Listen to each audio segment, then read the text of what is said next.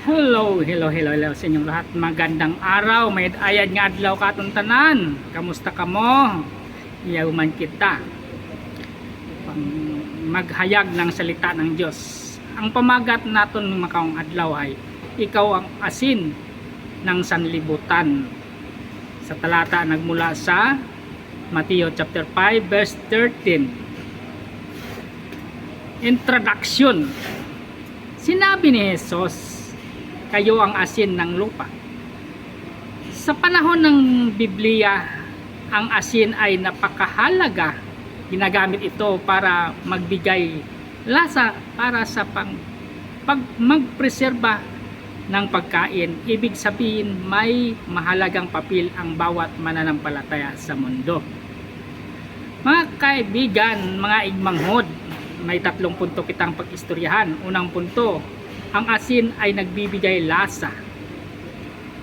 Bilang mga Kristiyano, tayo ay ang nagbibigay lasa sa mundo. Pag-ibig, kabutihan, at katotohanan.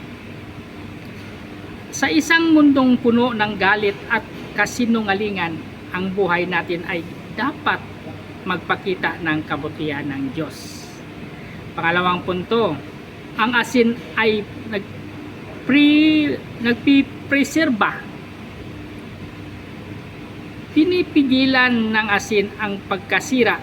Ganoon din tayo, tinawag tayo ng Diyos na maging instrumento upang pigilan ang kasamaan sa pamagitan ng matuwid na mamumuhay na at magtindig ng tama.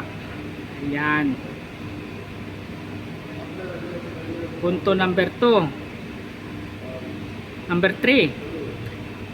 Ang asin ay nawalan ng alat at walang silbi.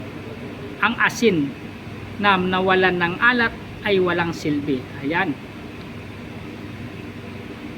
Bahala si Jesus kapag nawalan ng alat. Ang asin ay wala ng itong pakinabang. Kung ang isang mananampalataya ay mawawala sa kanyang impluwensya kapag hindi na nakikita si Kristo sa kanyang buhay, nawawala rin ang kanyang layunin. Aplikasyon. Unang aplikasyon, ipakita ang pag-ibig sa pamilya, kaibigan, kahit sa mahirap mahalin. Pangalawa, mamuhay ng may integridad kahit walang nakakita. At ang pangatlo, maging mabuti halimbawa sa salita at gawa. Challenge. Tanungin ang sarili. Nakikita ba sa akin ang alap ni Kristo? Kung hindi, panahon na para manumbalik at hayaan baguhin ninyo ang Diyos. Ayan.